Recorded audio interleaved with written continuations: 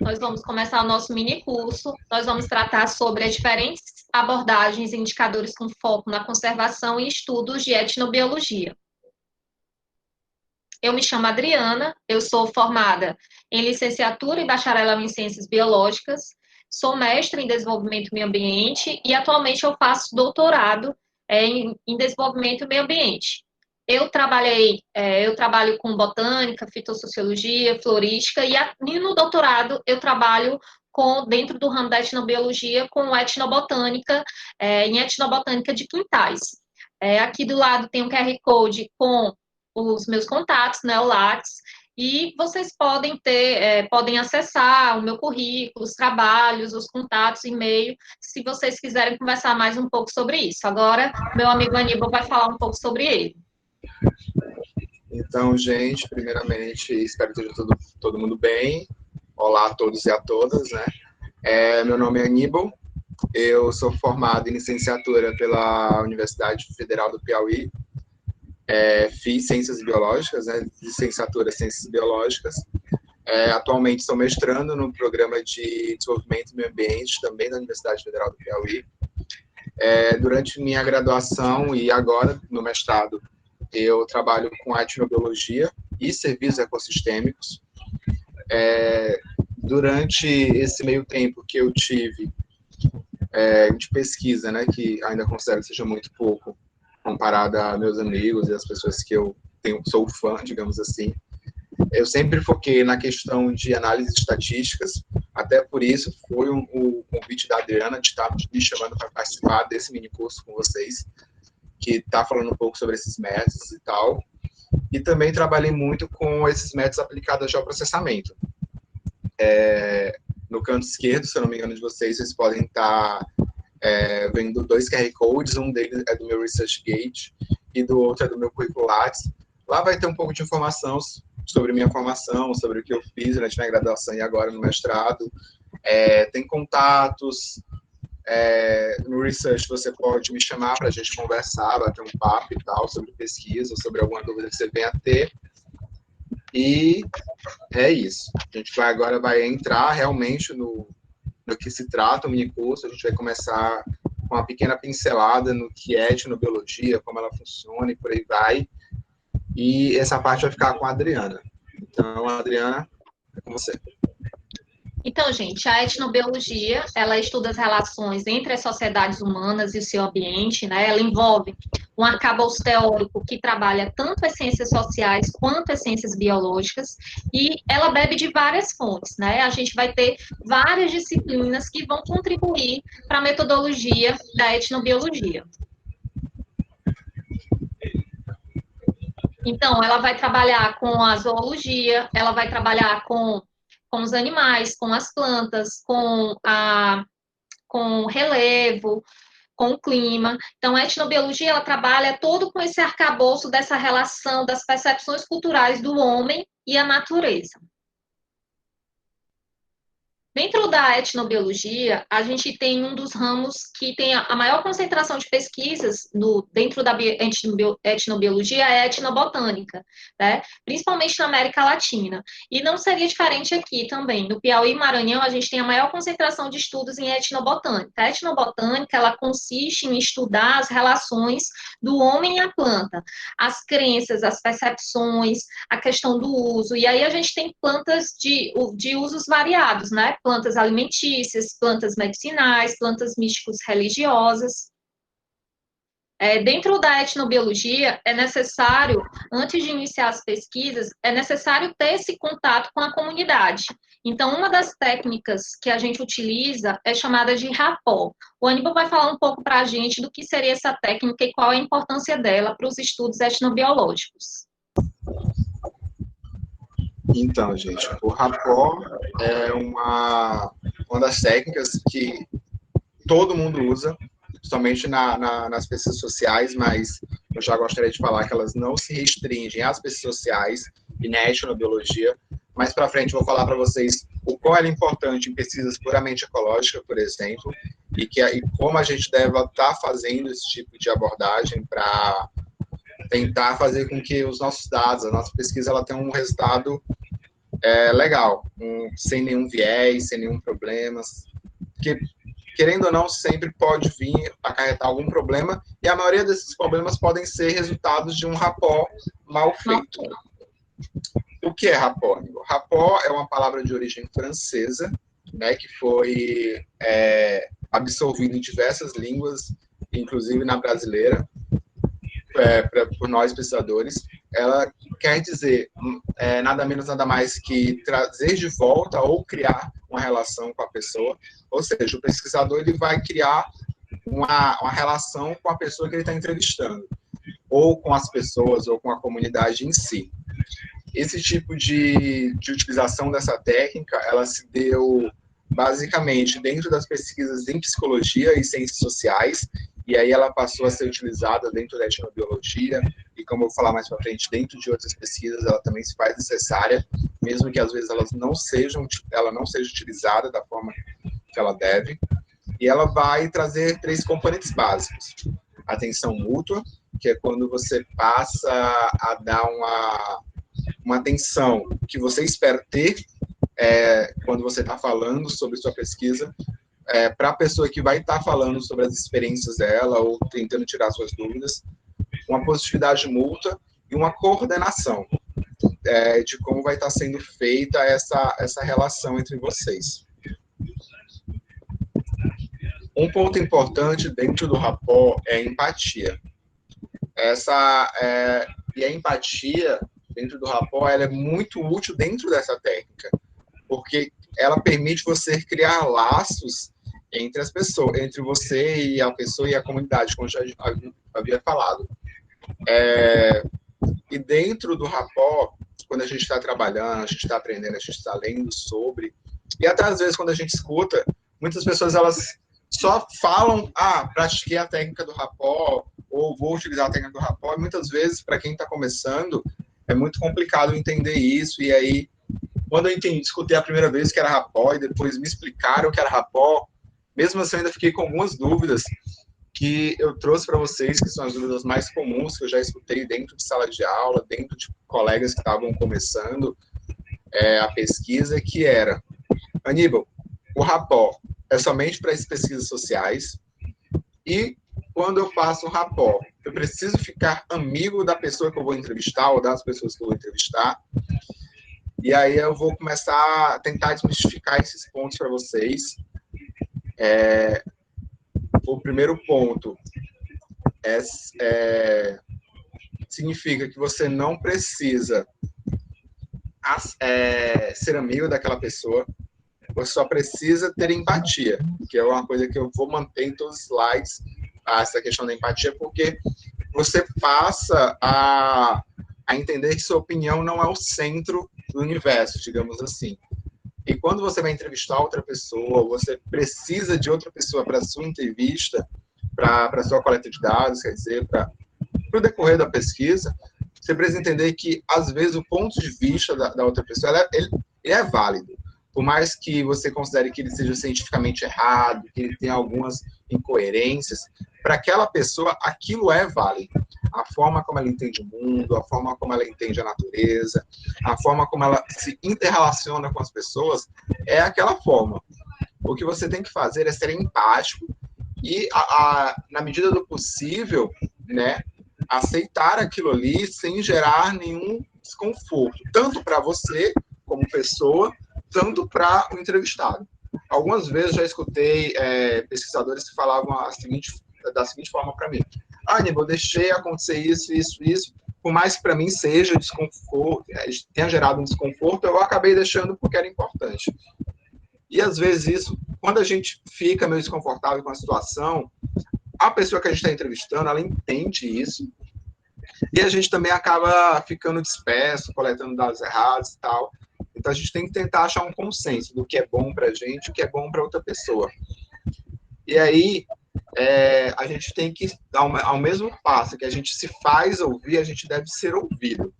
Então é sempre tentar aquela linha tênue de como falar, de como escutar, de como se posicionar, de como a pessoa se posiciona e você respeita aquilo, entendeu? Então é uma conversa e não um monólogo do pesquisador com a pessoa.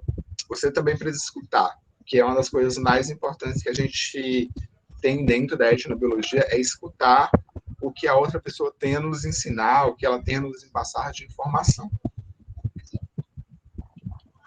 Outro ponto que acontece, que até já vim falando, que a gente vai chegar nesse ponto, é quando a gente tenta forçar um rapport, que a gente tenta fazer com que aquele laço ele seja muito forçado.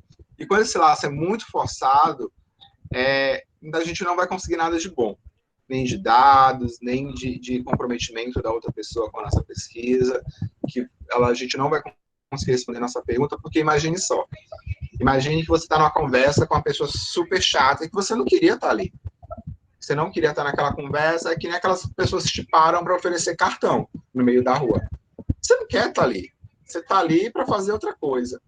Entendeu? Então, muitas vezes você só repete ou fala coisas, você nem escuta o que a pessoa está falando. Isso funciona também quando você vai entrevistar alguém. Ou você precisa das informações daquela pessoa, do consentimento e por aí vai. Você precisa ter uma relação real e não forçada, e não imposta por você àquela pessoa. Porque senão as informações que você vai acabar coletando vão ser informações que elas não retratam aquela realidade. Por exemplo, aqui a gente vai ter a foto de uma rezadeira, ela vai estar fazendo uma reza, né, nessa mulher. E pensem só, essa é uma prática muito comum no Brasil, somente mais antigamente, no passado, onde os nossos avós, nossos avós, bisavós, elas recorriam a esse tipo de prática para uma doença, para um quebrante, alguma coisa do tipo. E hoje em dia isso já não é tão comum e muitas vezes gera um preconceito de quem está de fora dessa relação. Então imagine que essa rezadeira vai lhe receber. Primeiro ela vai achar que talvez o que ela fale você entenda como um preconceito ou você pense de outra forma. Então, antes dela te convidar, ela precisa confiar em você. E como essa confiança vai se dar? Através do rapport, onde você vai estar explicando por que da sua pesquisa, o que vai acontecer, que ela não é obrigada a participar, se em algum momento ela estiver lá, ela não quiser participar mais, ela pode sair sem nenhum problema. O rapport, você vai estar explicando toda a tua pesquisa e vai estar falando também um pouco sobre você, ou escutando um pouco sobre ela, e ela vai estar falando um pouco, que é o momento que vocês vão estar aqui nessa relação. E no rapport, somente nesse caso, não é só fazer o rapport com a senhora que está rezando, mas também com quem está recebendo aquela reza. Porque imagina que a pessoa vai estar lá, sei lá, quem é você? Porque você está aqui nesse momento que é para ser meu e tal, entendeu? E aí você também vai estar fazendo os mesmos passos, tentando criar essa relação e passando qual é a necessidade daquilo para você e para a sociedade, entendeu? Então você vai ter que estar sempre explicando. Então o rapport, em base, ele serve para criar essa relação e à medida que você vai criando uma relação, você vai explicando quais são suas perguntas, quais são seus objetivos. Isso sempre de uma maneira mais didática possível e não tão técnica, porque somente nas entrevistas com outras pessoas, nem sempre essas pessoas vão ter o mesmo grau de instrução seu. Então não adianta você falar que está lá para responder uma pesquisa científica, publicar um artigo, fazer um TCC, que às vezes para aquela pessoa isso não significa nada. Ela nem sabe o que é aquilo e nem sabe qual a importância daquilo para você. Aníbal, eu tive, com relação ao rapport, é importante também falar que, como você deixou bem claro no início, que ele pode enviesar os dados e pode até prejudicar a sua pesquisa. Eu, por exemplo, como trabalho com quintais e eu preciso entrar nas casas das pessoas e eu tive muita dificuldade porque o contato inicial não foi bem realizado, porque às vezes você tem que escolher os elementos chaves para entrar naquela comunidade. Então, você tem que estudar a comunidade. Então, o elemento-chave que eu encontrei para entrar na comunidade não era um elemento bem-quisto. E isso acabou me prejudicando, de certa forma, para iniciar a pesquisa. Então, é interessante você estudar a comunidade, entender, ter paciência, né, ter empatia e saber escutar mesmo e saber que eles são a fonte de pesquisa, mas não são só a fonte de pesquisa, né? Eu não estou lá só para tirar deles. Também aconteceu algo comigo que eu comecei a fazer uma entrevista e eu vi que a pessoa não queria continuar a entrevista. Então, para mim era meus dados. Eu não poderia forçar uma situação. Eu sabia que ela não querendo a entrevista, eu ia perder um N, mas era uma situação ruim para ela. Então, o que eu deveria fazer? Eu deveria parar a entrevista, agradecer, pedir desculpa se tinha incomodado e sair. Então, é necessário que a gente tenha essa empatia também em relação a isso, né? Que eles não são só dados, não é só um N que a gente vai lá e vai retirar o que tem. Justamente. Até era um ponto que eu estava esquecendo de comentar, que a Adriana lembrou bem. Normalmente, quando você chega nessas comunidades, você não vai sair na porta de cada pessoa batendo, tentando explicar isso. Acontece, mas normalmente você procura uma pessoa que ela é mais bem vista dentro daquela comunidade. Ou representante local, ou uma pessoa que é mais velha, ou aquele líder comunitário, ou às vezes as pessoas costumam procurar aquelas mulheres do postinho de saúde que vão lá levar medicamento e tal, porque são as pessoas que elas conhecem uma maior quantidade de pessoas daquela comunidade e que a gente espera, né, a princípio, que elas tenham boas ligações com as pessoas que a gente quer entrevistar, que a gente quer conversar, entendeu? Então, esse ponto de escolher bem como começar também é muito importante. Mas é uma coisa que eu sempre friso. Seja sincero, passe as coisas e não tente forçar uma relação. Que nem a Adriana falou, às vezes não está dando certo, você pede desculpa para a pessoa, fala, olha, eu acho que eu estou incomodando você, a gente pode conversar depois, ou se você decidiu participar e agora não está querendo mais, não tem nenhum problema. Que às vezes a pessoa ela só está aperreada com alguma coisa, ou a panela não está no fogo, ou a pessoa tem que sair para trabalhar, para ir para a roça, para ir para o trabalho, e às vezes você pegou ela no mau caminho, num tempo errado, ela queria te ajudar, mas ela viu que vai demorar um pouco mais, e aí ela começou a se aperrear e tal. Então a gente tem que entender esses meandres que rodam ali, para a gente ter esses dados bem mais seguros, bem mais reais, digamos assim. E aí entra um ponto muito, muito legal que no começo eu sempre pensei, bacana, eu vou usar rapó sempre quando eu for fazer etno ou sempre quando eu for trabalhar com pessoas, uma coisa mais ciências sociais, psicologia, assim. E com o tempo eu parei para ver e pensar e refletir, escutar alguns causos, até a Adriana vai contar um dela depois, que não é. O rapó serve para outras coisas, para outras ciências. E muitas vezes é a falta de você saber que existe essa técnica que você pede um trabalho que seja, por exemplo, puramente ecológico, que a princípio você não precisa de entrevista, nada, só precisa lá do teu campo, da tua floresta, das tuas parcelas. E às vezes você acaba perdendo um campo desse porque você devia ter feito um rapó. Aníbal, mas eu não vou trabalhar com gente. Para que eu preciso do rapó? Vou fazer um rapó com quem?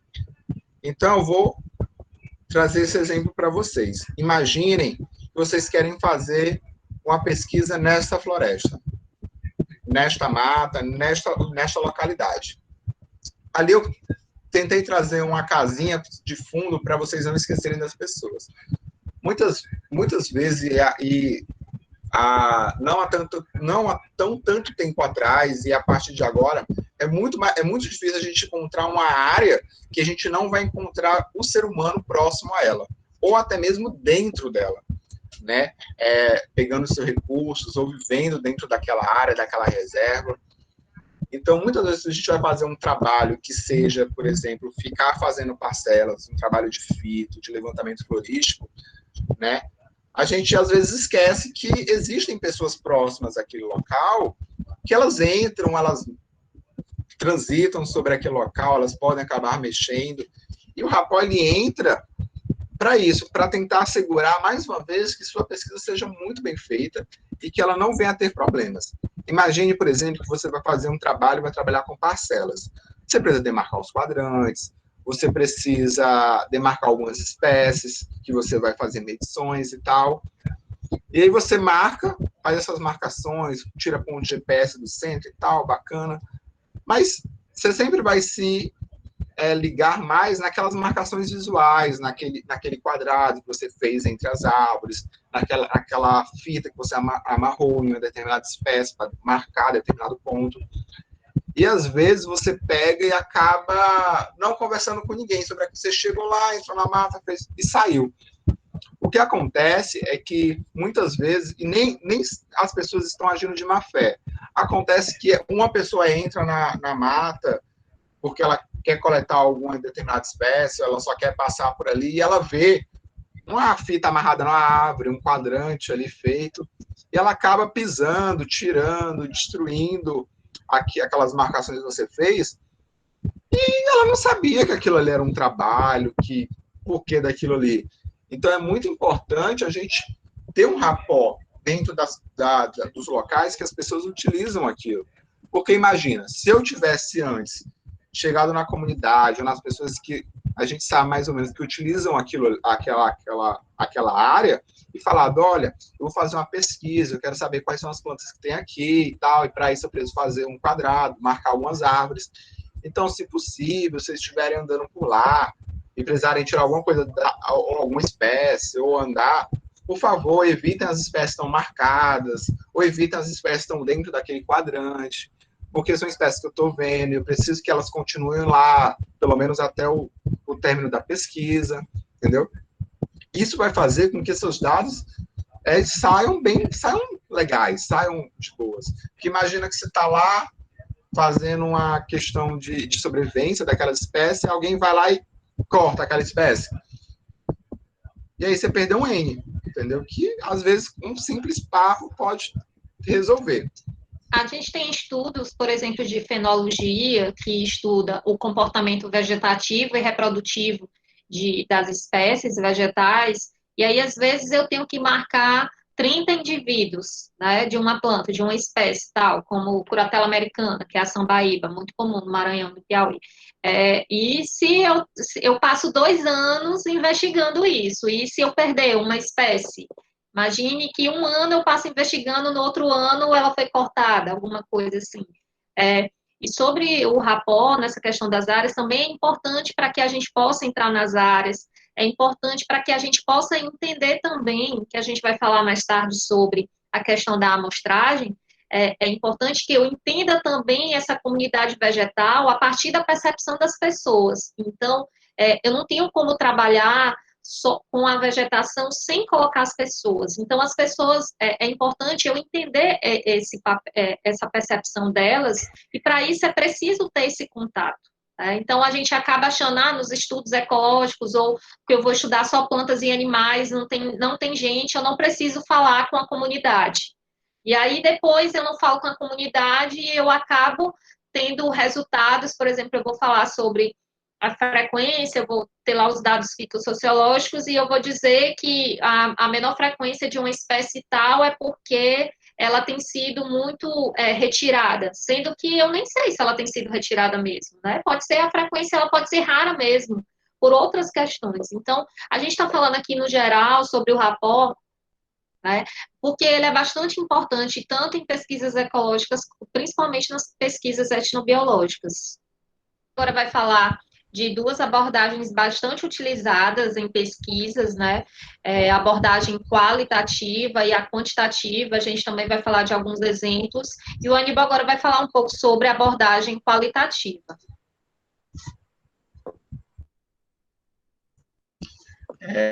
Gente, voltando. Primeiro, eu vou trazer alguns conceitos, depois eu vou falar um pouco como funciona e em que passos que a gente pode utilizar essa pesquisa, quais são as perguntas que a gente responderia utilizando uma pesquisa qualitativa. Depois eu vou trazer alguns exemplos. O que eu quero deixar claro para vocês logo de começo é que não existe uma abordagem melhor que a outra ou pior que a outra. Existem abordagens que se encaixam melhor dentro de um perfil de um pesquisador, dentro de um perfil, de uma pergunta que deve ser respondida, entendeu? Então, são as primeiras coisas que eu gostaria de deixar claro para vocês, porque o nosso intuito aqui não é trazer uma melhor ou uma pior. Em determinado momento, a gente vai trazer o que a gente acha que seria o ideal para uma pesquisa, mas aí vai ficar mais para frente, e a gente vai com uma pesquisa qualitativa, alguns conceitos. Em resumo, é uma pesquisa de base linguística e baseada na semiótica do entrevistado ou do nosso objeto. E ela tem como princípio recolher objetos dos sujeitos, tendo em vista a interpretação, analisando as relações, e tudo isso se baseia muito no que é a cultura ou a ideologia da pessoa que a gente está entrevistando, né, do nosso objeto de estudo, digamos assim. O que a gente tem que trazer especificamente agora é que a cultura ela é múltipla, não é? Em alguns pensamentos, a cultura ela pode ser uma coisa mais estática, em outros ela é a mais aberta e pode ser mudada e pode evoluir, digamos assim. Tanto que existe uma linha de pesquisa que chama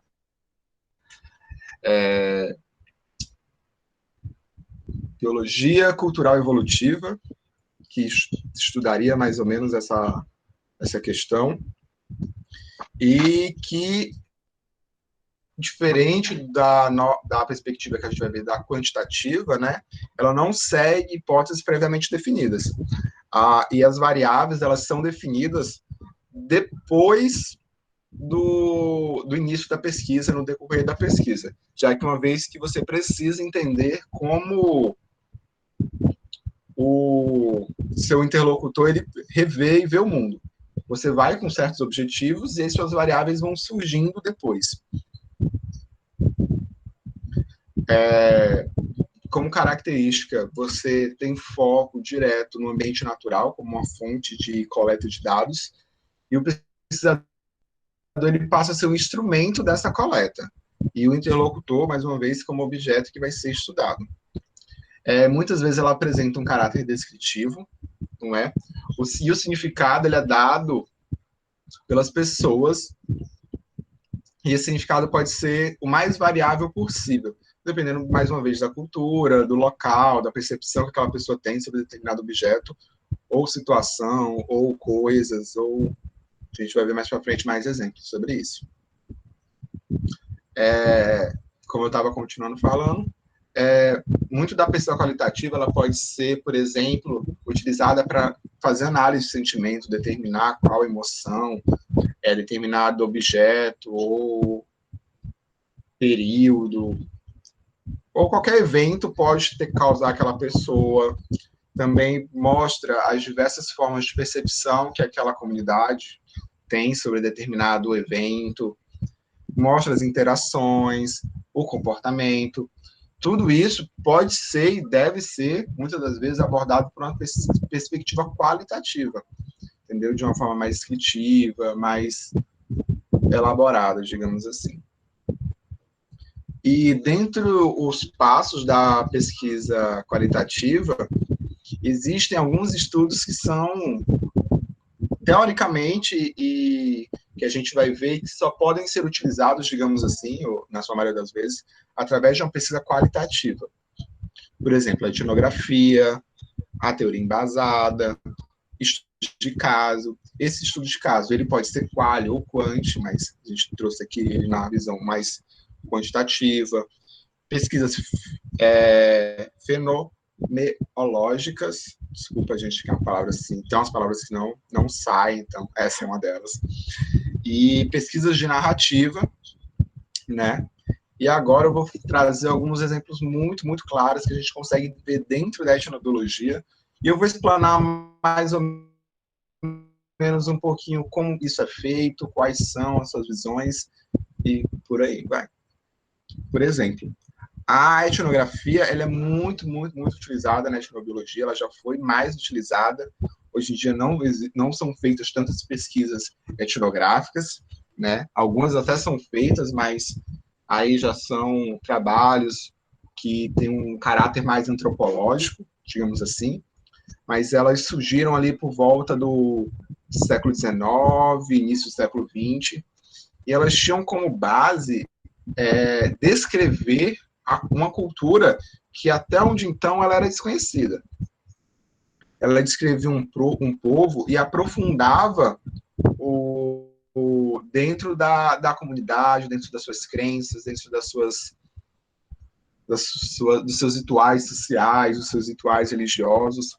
Durante muito, muito tempo, as pesquisas etnográficas elas foram feitas principalmente dentro do Brasil para descrever as culturas indígenas que aqui viviam na época da colonização. Entendeu? Então, esses trabalhos eram feitos, alguns pesquisadores, na maioria das vezes, eram religiosos, que vinham, freis, que vinham para catequizar, que eles acabavam fazendo essa pesquisa etnográfica de como se dava aquela interação daquele povo que até então eram desconhecidas para ele. E um dos pontos da etnografia muito importante é que são importantes para aquela comunidade. Por exemplo, eles podem demonstrar que uma espécie de árvore, por exemplo, é sagrada, ou que um animal é sagrado e por isso ele não pode ser caçado. Existem diversos trabalhos na Amazônia que falam sobre técnicas e rituais de caça que alguns índios têm, que eles acreditam que se não forem feitos daquele jeito, ou se forem feitos de outra forma por outras pessoas, em ocasiões específicas, aquilo pode trazer um mau presságio enorme, tanto para a pessoa que o fez, quanto para a própria aldeia da pessoa. E outro ponto importante, que aí já eu vou falar meio que saindo da etnobiologia, digamos, ponto do que eu trago geral, ela pode ser aplicada na etnobiologia, mas ela também pode ser aplicada em outras pesquisas, é a pesquisa de percepção. Normalmente, quando você está na graduação, fazendo um trabalho para mandar para um evento, as pessoas consideram um trabalho de percepção um trabalho fácil, rápido e com os resultados não tão trabalhosos, digamos assim, mas as pessoas, quando fazem esse trabalho, elas esquecem alguns pontos que são necessários.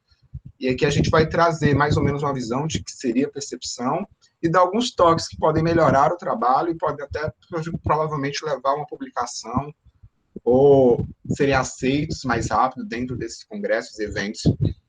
O primeiro ponto que a gente precisa entender é que a percepção, ela é um conjunto de crenças, experiências, sentimentos e memória de uma determinada pessoa sobre um determinado objeto.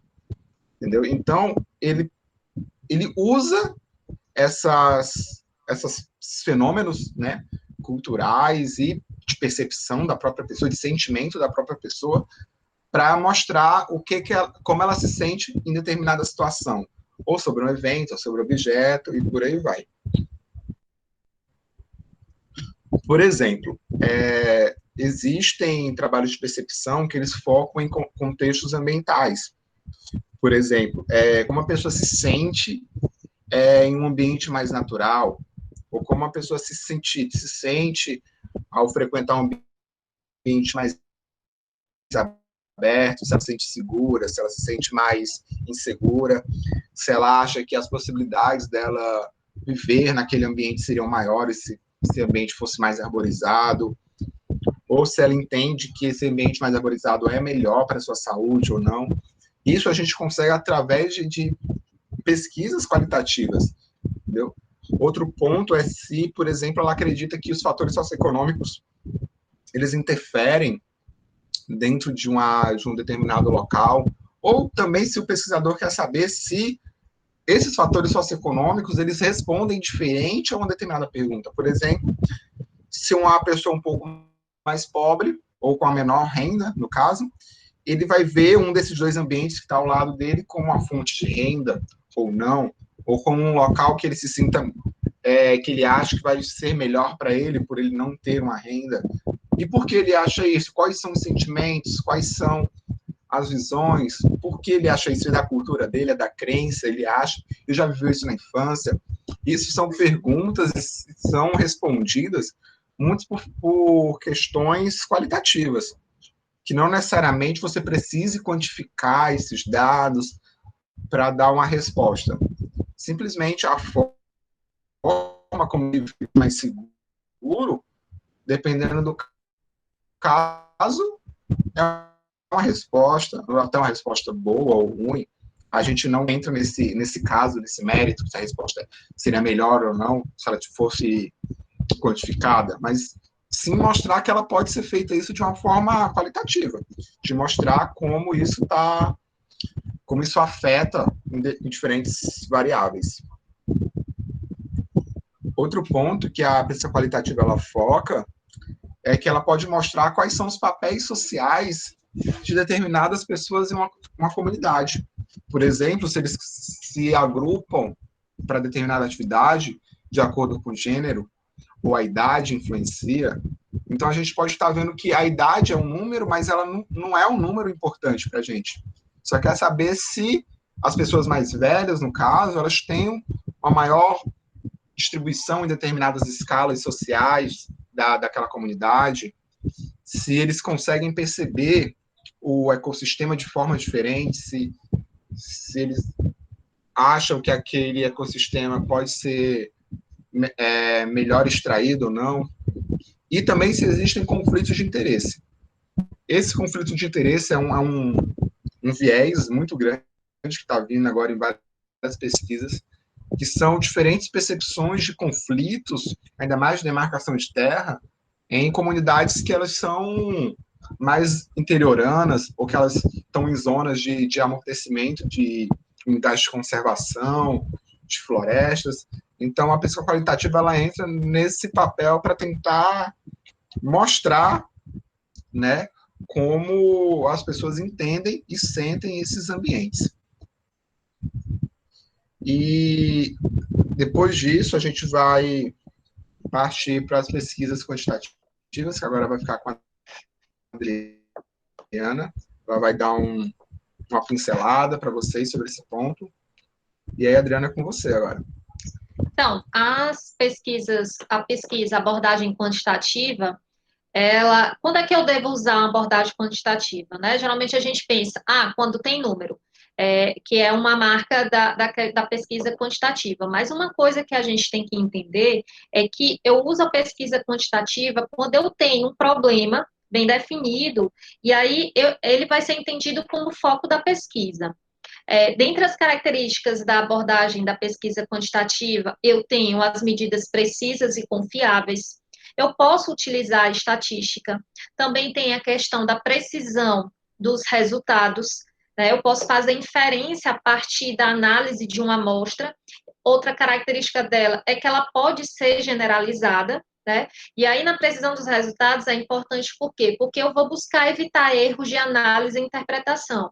Enquanto a pesquisa qualitativa, às vezes, é vista como subjetiva, a quantitativa, ela vai dar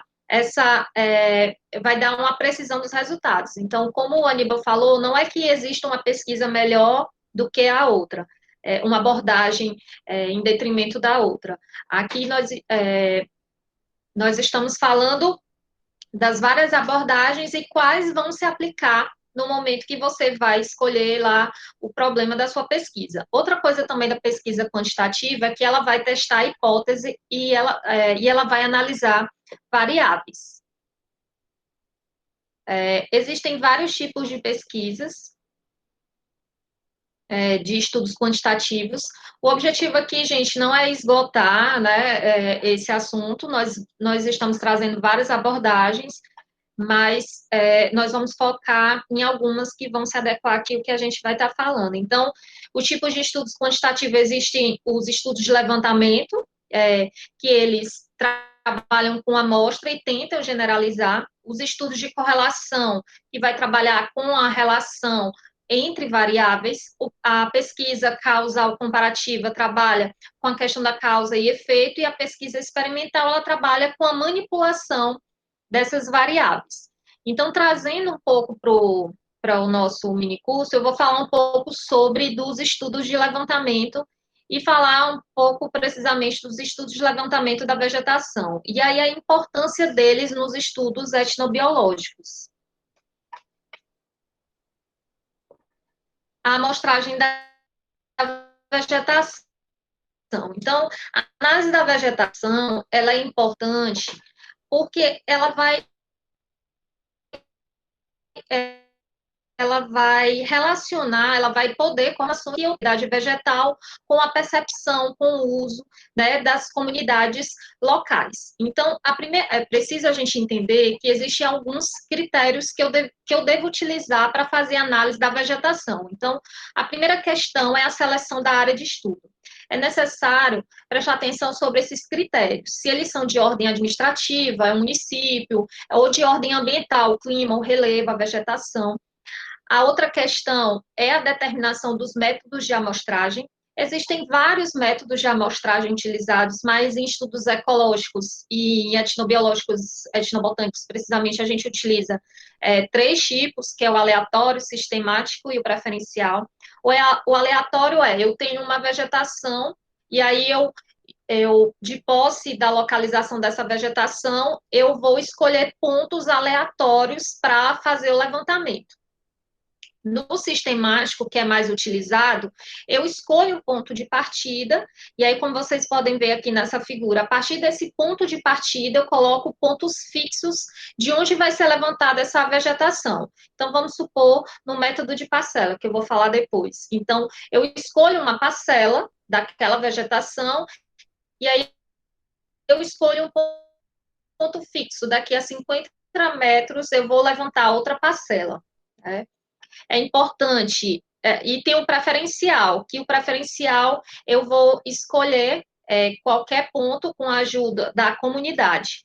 Ela envolve números, também tem outra característica da pesquisa quantitativa, que quando há um problema muito bem definido, entendido como foco da pesquisa, né, ela também trabalha com medidas precisas e confiáveis, também trabalha com dados estatísticos, não quer dizer que a pesquisa qualitativa não trabalha, existem alguns casos que ela trabalha com dados estatísticos, né, mas é uma característica da pesquisa quantitativa. Uma outra característica da pesquisa quantitativa é que ela trabalha com a precisão dos resultados, enquanto a qualitativa ela é mais subjetiva, a quantitativa é mais precisa, e com isso ela busca evitar erros de análise e interpretação. E aí ela também pode ser generalizada, porque a partir de uma amostra eu posso extrapolar esses dados. Existem vários tipos de pesquisa, de estudos quantitativos, então o objetivo aqui não é esgotar essa discussão sobre os estudos, a gente está trazendo alguns e a gente vai focar no estudo de levantamento, mas existem os estudos de correlação, que trabalham nessa relação, estudar as relações entre as variáveis. Uma coisa que eu esqueci de falar da pesquisa quantitativa também é que ela trabalha com hipóteses, né? A pesquisa, o outro tipo de estudo quantitativo é que é uma pesquisa causal comparativa. Existe esse tipo de pesquisa que ela pode trabalhar com a relação da causa e efeito, e a pesquisa experimental, que trabalha com a manipulação de variáveis. A gente vai focar aqui na análise da vegetação, que é um levantamento, né? A análise da vegetação, ela é muito utilizada em estudos ecológicos, mas ele pode ser aliado a estudos etnobotânicos, porque esses dados quantitativos podem fornecer elementos importantes para esses estudos. A gente tem, por exemplo, a utilização de hipóteses como a hipótese da aparência ecológica, que ela trabalha com o uso, se o uso de uma determinada espécie está aliado à disponibilidade dela no ambiente. Então, para a gente fazer a análise da vegetação, é importante que a gente siga alguns critérios. O primeiro critério é a seleção da área de estudo. Então, essa área de estudo, esse critério de seleção pode estar relacionado a uma ordem administrativa, e aí eu tenho que saber qual o município, qual a região, qual é o estado, ou de caráter ambiental, né? Qual é o clima, qual o relevo, qual é a vegetação, qual é a fitofisionomia. Um outro critério é a determinação dos métodos de amostragem. Existem vários tipos de métodos de amostragem. Em estudos ecológicos, a gente utiliza basicamente três, e o mais utilizado é o sistemático, como vocês podem ver aqui nessa figura, da área de estudo, onde eu fiz a minha dissertação. Eu trabalhei em uma área de cerrado, no município de Jerumênia, no qual eu utilizei a metodologia de parcelas, que também é um método que a gente vai falar mais, é, que a gente vai falar depois, que é um método bastante utilizado. Então, eu utilizei a abordagem sistemática, no qual existe um ponto fixo que eu aloquei lá seria o ponto que eu iria estudar a vegetação, e a partir daquele ponto, daquela parcela, eu iria estabelecer outras parcelas que são fixas. E aí existe uma distância que, no caso da metodologia que eu utilizei, eram 50 metros. Então, a cada 50 metros eu tinha uma parcela. Então, isso é a sistemática. Existe uma sistemática na escolha dessa vegetação, desse critério. Um outro critério é o tamanho da amostra. Então, a seleção do tamanho da amostra é bastante importante, porque durante muito tempo não se tinha uma padronização, e isso a gente vai ver que é uma das limitações. Então, hoje é convencionado que a gente utiliza um hectare da vegetação, e aí eu posso extrapolar esses resultados. Um outro critério é a determinação do tamanho, do tipo e a forma da unidade amostral. Dependendo do método que você vai utilizar, é importante você saber qual é o tamanho. Então, se eu vou utilizar, por exemplo, a parcela, eu preciso saber se essa parcela, o tamanho é 10 por 10, 20 por 50, e aí quem é que vai definir isso? Você tem que saber qual tipo de vegetação que você vai estudar. O tipo e a forma também é importante, dependendo do tipo de vegetação. Um outro critério são as medidas de planta, os parâmetros e a suficiência de amostragem.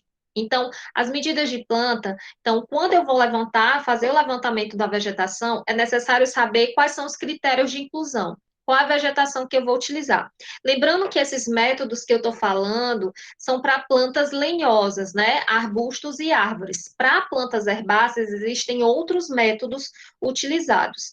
Então, geralmente a gente utiliza para vegetação como cerrado e caatinga um critério de inclusão de diâmetro a nível do solo de 3 centímetros, no qual, numa vegetação, todos os indivíduos lenhosos que tiverem diâmetro a nível do solo, então, eu vou, com uma fita métrica, medir 3 centímetros, eles vão entrar no critério de inclusão. Para outro tipo de vegetação florestais, a gente usa o diâmetro a nível do peito, tá? Então, é importante eu analisar esses estudos, porque existem, dependendo do tipo de amostragem que eu vou utilizar, existem algumas limitações.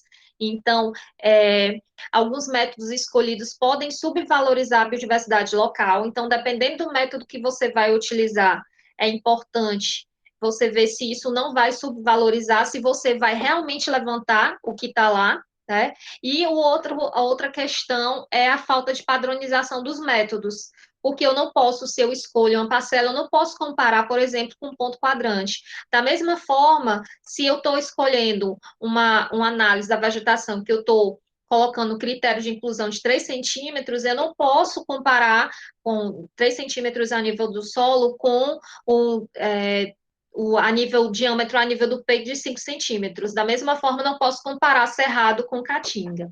Então, é necessário que, para estudar essas relações da vegetação, é importante que a gente atente para os critérios que vão ser utilizados e bem como quais são as análises estatísticas que vão ser utilizadas.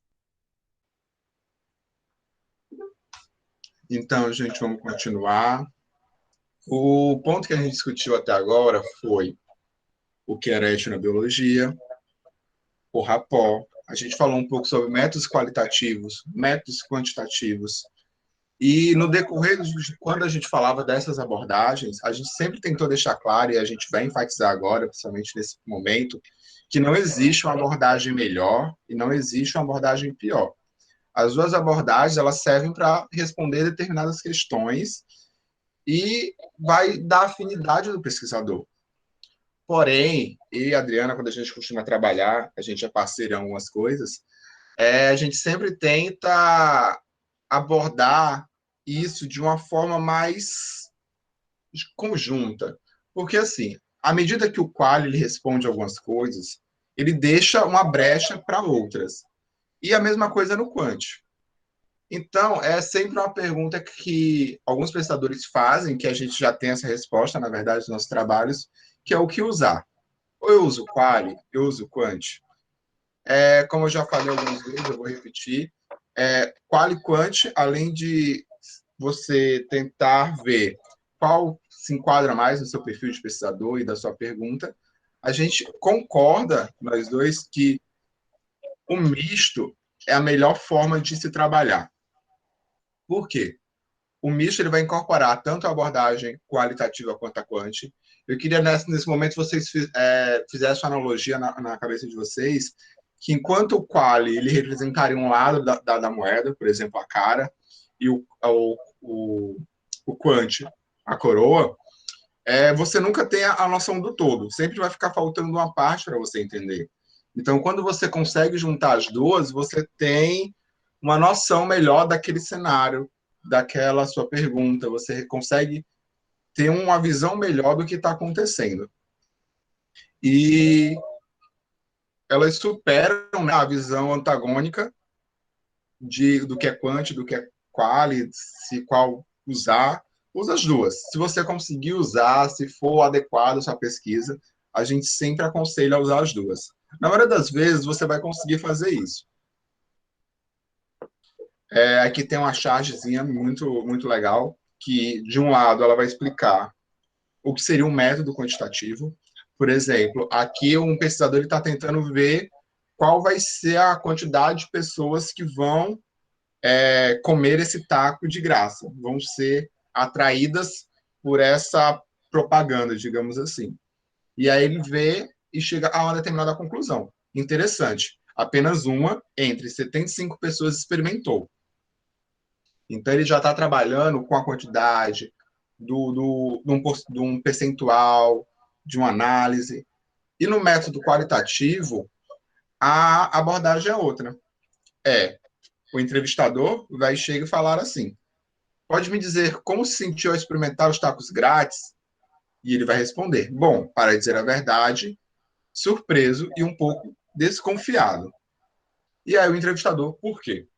Vocês podem ver que você pode entender um pouco mais, porque só uma pessoa foi experimentar aquele taco grátis, das 75, e você vê isso através do quali. Então, o quali está ajudando o quant. E o quant ele vai ajudar o quali porque ele vai mostrar quantas pessoas foram lá, qual era, por exemplo, a faixa etária das pessoas que frequentaram, qual era o A gênero, se existia frequência. uma frequência, entendeu? E esses são os pontos. Eu trouxe essa tirinha, mas meu exemplo vai ser outro. Meu exemplo vai ser um exemplo muito mais tranquilo para a gente, que é da biologia, que é um pouco, tem um pezinho nas ciências sociais, e até que eu já tinha falado um pouco antes. Imagine esse cenário. Vocês lembram que eu falei que a pesquisa deu exemplo da pesquisa qualitativa, né, nesses dois cenários? Só que agora a gente vai juntar esses dois cenários e vai ver isso dentro de uma abordagem mista. Imagine a seguinte suposição, que essa senhora, ela é uma rezadeira, né, pela imagem, e que ela muito provavelmente coleta as espécies vegetais que ela usa dentro desse ritual nas proximidades da casa dela, na região, ou seja, nessa mata. Digamos que ela use 3 ou 4 espécies para fazer esse buquê, né, que ela usa durante os seus rituais. E aí, durante uma entrevista de percepção com ela, para ver se ela considerava que essas espécies que ela usa estão em risco, se são poucas, se são muitas, a gente chegue a uma determinada resposta. Ela fala que não, que a quantidade de espécies que ela utiliza naquela região é muito alta, e a gente viu isso através de entrevista. Porém, eu quero que vocês pensem no seguinte: existe essa imagem do local e existe um círculo, né, nessa imagem. Esse círculo é o local que ela coleta. Então, nesse local que ela coleta, ela vê muita espécie. Então, para a percepção dela e no subconsciente dela, de acordo com as tradições, com o entendimento que ela tem de meio ambiente, ela pensa o seguinte: olha, aqui tem muito, então muito provavelmente a chance de no local um pouco mais distante ter mais também é grande. Então, na percepção dela, não existiria problema, por exemplo, ela vinha coletar uma quantidade bem maior se ela acredita que daqui a um quilômetro, daqui a 100 metros, vai ter vai ainda ter espécies que ela possa coletar. Só que aí chega o outro lado da moeda. Imagine que você vai fazer uma pesquisa quantitativa e você faz um trabalho de fitossociologia naquela área.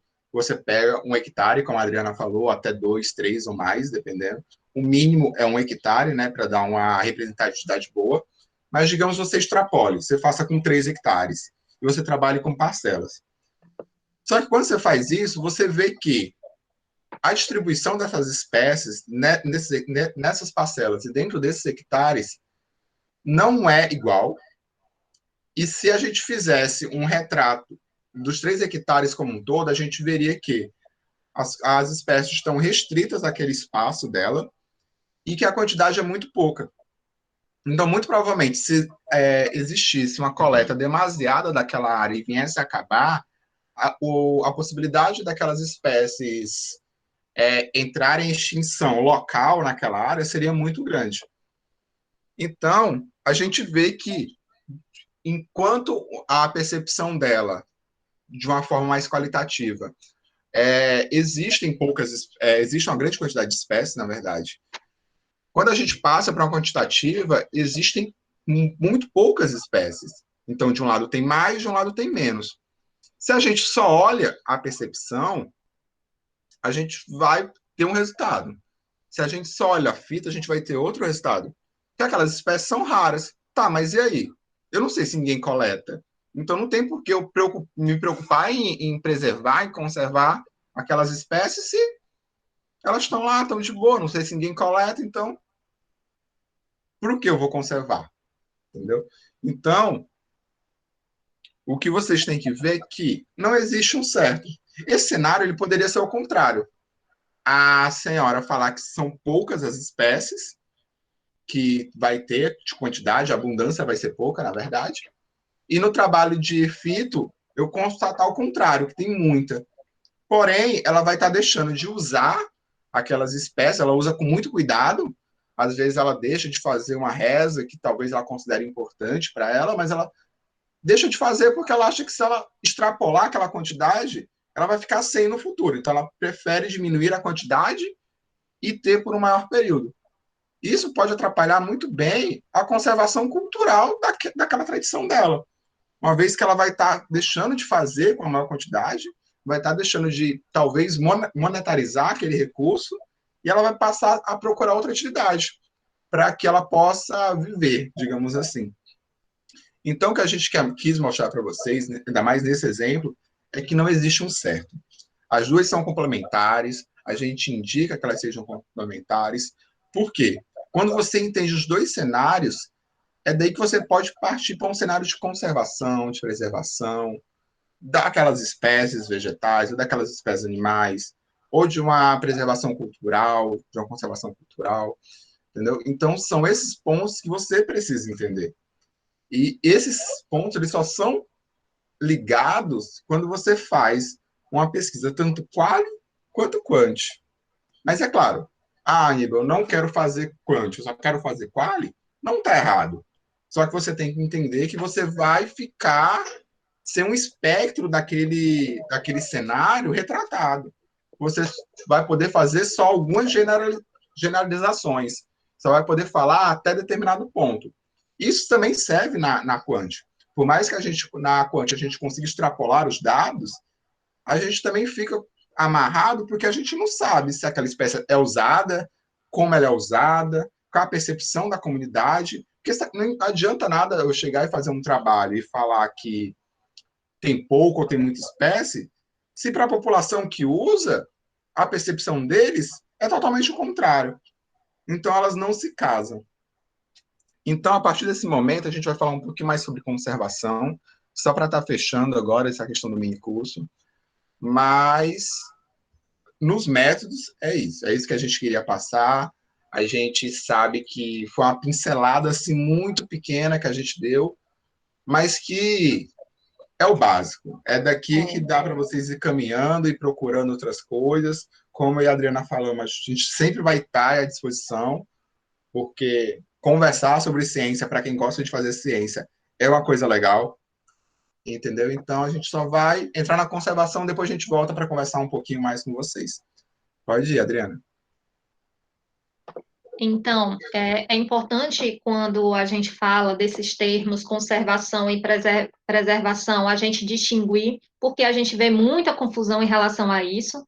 Então, a gente tem que entender que a conservação, né, nas leis brasileiras significa a proteção dos recursos naturais com a utilização racional, já é diferente da preservação, né? Então, essa forma de utilização, ela deve garantir a sustentabilidade e a existência para as futuras gerações. Então, quando eu falo de conservação, eu estou falando de que conservação? Existem vários tipos de diversidade e a gente está trazendo aqui para o nosso minicurso tratando da diversidade cultural e da biológica. Então, a diversidade cultural, ela está relacionada à diversidade de culturas e práticas culturais que crescem, né, a partir da diversidade biológica, e a diversidade biológica, ela está relacionada à variabilidade total dos organismos vivos e dos sistemas dos quais fazem parte. Então, é comum quando a gente fala de conservação, a gente sempre está falando da diversidade biológica, mas existe essa diversidade cultural que, infelizmente, tem sido perdida por vários fatores, entre eles tem sido citado na literatura a modernização, né, a urbanização. E aí, quando a gente fala de conservação também, existe uma relação com relação às comunidades locais, com relação a as pessoas que moram em torno, por exemplo, de unidade de conservação, existe uma relação de conflito e interesse, existe um debate, porque, de um lado, existe a relação das comunidades, né, e seu papel na conservação, de um lado elas podem conservar, mas existe também a relação de conflito. Só que a gente sabe que as populações locais, elas têm tido um papel importante no manejo de recursos naturais, né? E no desenvolvimento sustentável, na criação de unidades de conservação também. Então, durante muito tempo, se foi falado sobre as comunidades tradicionais, que elas seriam um empecilho para o desenvolvimento, elas necessitariam de desenvolvimento, mas a gente vê que elas são primordiais para o desenvolvimento sustentável por conta desse conhecimento tradicional associado a elas. E aí a gente tem vários sistemas, a gente tem, por exemplo, os sistemas agroflorestais, que são um exemplo de sistemas sustentáveis, que a partir do conhecimento, né, do homem do campo, como ele lida, a gente pode ver como essas atividades são sustentáveis e têm sido mais benéficas e até mesmo mais sustentáveis economicamente do que as monoculturas. Então, a gente tem qual é a importância de todas essas abordagens que a gente falou na conservação. Então, para que eu tenha conservação, é necessário que eu conheça. Então, para que eu tenha conservação da diversidade cultural, é importante que eu conheça essa comunidade, que eu conheça esse povo. Para eu ter a conservação das espécies, é necessário que eu conheça essa vegetação. Então, a gente tentou trazer para vocês um pouco das abordagens que são trabalhadas na etnobiologia. Existe um campo muito vasto, existe muita coisa ainda para ser estudada. A gente trouxe um pouco, pincelou um pouco na etnobotânica, mas existem vários ramos, né, que a gente pode estar trabalhando, e existe um campo aí para ser estudado, e que com certeza precisa de muita gente para estudar tudo isso que tem por aí. Um ponto importante que eu sempre gosto de lembrar, ainda mais agora, que a etnobiologia em si, quando a gente vai procurar na internet e coisas do tipo, a gente sempre vê isso relacionado a comunidades tradicionais, índio, quilombola, caiçara, mas o que a gente sempre tem que lembrar é que a etnobiologia ela estuda a relação do ser humano com o meio ambiente, independente se é em meio rural, se é em meio urbano. Então, não é porque você não tenho acesso a uma comunidade indígena, uma comunidade quilombola, que eu não vou estudar etno, que eu não vou fazer um trabalho de etno, que eu não vou procurar um professor para ver se ele me orienta na questão de etno. Eu acho que isso não é o certo. A etno está em todos os lugares. Um exemplo claro meu é que eu trabalho com etnobiologia, como eu já tinha dito, e serviços ecossistêmicos dentro do Piauí, né, mais especificamente em Teresina, ou seja, totalmente urbanizado. E isso não é um desmérito ou um mérito quando comparado com outras localidades, porque a etno ela é ampla, ela pode ser utilizada em qualquer contexto. E a preservação, ou no caso a conservação que a gente está falando, que é sempre aliada ao uso sustentável desses recursos, ela precisa ser entendida em todos os aspectos, até no meio urbano, onde, principalmente no meio urbano, na verdade, no meu ponto de vista, que é onde existe uma pressão muito grande com os pequenos remanescentes florestais, com alguns pontos que ainda tem o que seria natural, digamos assim, um leito de rio que não está poluído, uma mata ciliar, que é o nosso caso, entendeu? Então, esses pontos que a gente precisa sempre estar dando uma E, olhada muito, para tentar conservar. e muitas pessoas que moram na cidade, né, elas vêm da zona rural também. Então, tem também a questão da diversidade cultural. Aqui na cidade se encontram todas as pessoas, né? Então, é importante também a gente analisar isso daí também, tanto da questão desses remanescentes, mas os remanescentes culturais também. Então é isso, gente. Eu fico por aqui, vou agradecer um pouco vocês que decidiram tirar um pouco do tempo de vocês, dar uma olhada nesses vídeos. Eu sei que, querendo ou não, é meio complicado essa questão da pandemia. Como eu estava falando com a Adriana, eu preferia mil vezes tá dando um mini curso presencial, uma palestra Presencial. presencial, porque para a gente é muito mais fácil, porque a falta de uma interação, por mais que a gente interaja entre nós dois, é uma interação que, querendo ou não, a gente já sabe que a gente vai falar, a gente já conhece o assunto.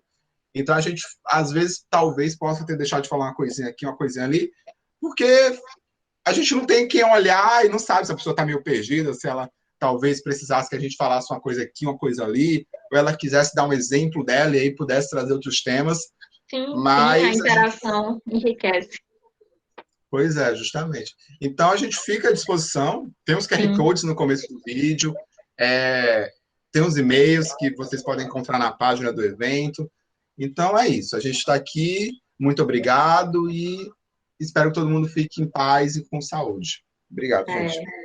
Obrigada, gente. A gente se encontra, quem sabe, aí no encontro presencial, com fé em Deus, logo quando tudo isso passar. E aí, como a Aníbal disse, qualquer dúvida, os nossos contatos estão aí. É só mandar um e-mail, mandar um alô e a gente está à disposição, gente. Foi um prazer. Tchau, tchau, gente. Até a próxima. Tchau.